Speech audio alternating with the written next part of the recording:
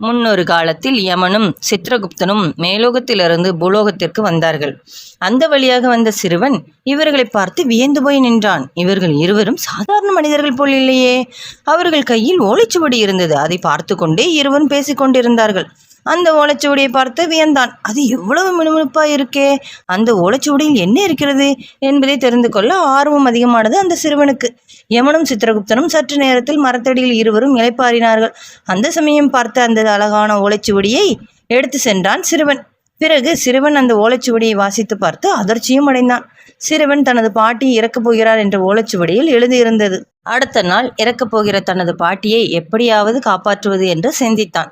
சிறுவன் ஓலைச்சுவடியின் அடுத்த பக்கத்தை வாசித்தான். தென்னை மரத்திலிருந்து தேங்காயானது அவ்வழியே நடந்து வரும் முதியவரின் தலையில் விழுந்து இறப்பார். தேங்காயானது உருண்டு அவ்வழியில் வரும் சைக்கிளில் மாட்டி நிலை தடுமாறி அவன் எதிரில் வந்த காரில் மோதில் இறப்பான். அந்த காரானது நிலை தடுமாறி சாலை ஓரத்தில் இருந்த பாட்டியின் கடையெடுத்தி பாட்டியும் இறக்க நேரிடும் என்று ஓலைச்சுவடியில் எழுதியிருந்தது. இதை படித்ததும் அவனுக்கு மிகவும் வருத்தமாக இருந்தது. ஓலைச்சுவடியின் அடுத்த பக்கத்தை திருப்பி பார்ப்பதற்குள் யமனும் சித்திரகுப்தனும் தூக்கத்திலிருந்து விழிப்பது போல் தோன்றியது.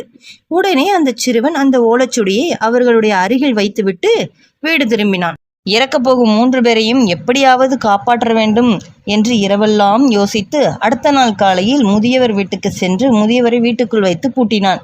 அடுத்த ஒருவரின் வீட்டிற்கு சென்று சைக்கிளில் உள்ள காற்றையும் பிடுங்கினான். பிறகு தன் பாட்டியை ஊருக்கு அனுப்பி வைத்தான். இதெல்லாம் நடந்த பிறகு சிறுவன் பெருமூச்சு விட்டு நின்றான். அந்த இடத்திற்கு யமனும் சித்திரகுப்தனும் பாசக்கயிற்றுடன் வந்தார்கள். அவர்கள் எதிர்பார்த்த மாதிரி எந்த நிகழ்வும் நடைபெறவில்லை. யமனுக்கு சந்தேகம் வந்தது. சித்திரகுப்தா, ஏதாவது தவறாக கூறிவிட்டாயா? இல்லை பிரபு, நான் ஏட்டில் எழுதியேதான் கூறினேன். அப்படி எதுவும் நடக்கவில்லையே. ஏட்டை மறுபடியும் திருப்பிப்பார் என்று யமன் சொன்னார். அதே நேரத்தில் அந்த காரானது சிறுவனை நோக்கி வேகமாக வந்தது. யமன் சிறுவனை காப்பாற்றி சிரஞ்சீவியாக வாழ்வாய் என்று வாழ்த்தினார். பிரபுவே, ஒரு நிமிடம், அந்த சிறுவனை சிரஞ்சீவியாக வாழ்வாய் என்று சொன்னீர்களே, அவனுடைய ஆயுட்காலம் இன்று முடிவடைகிறது என்று ஏட்டில் எழுதியிருக்கிறது. பிரபுவே, நீங்கள் அவசரப்பட்டு விட்டீர்கள்.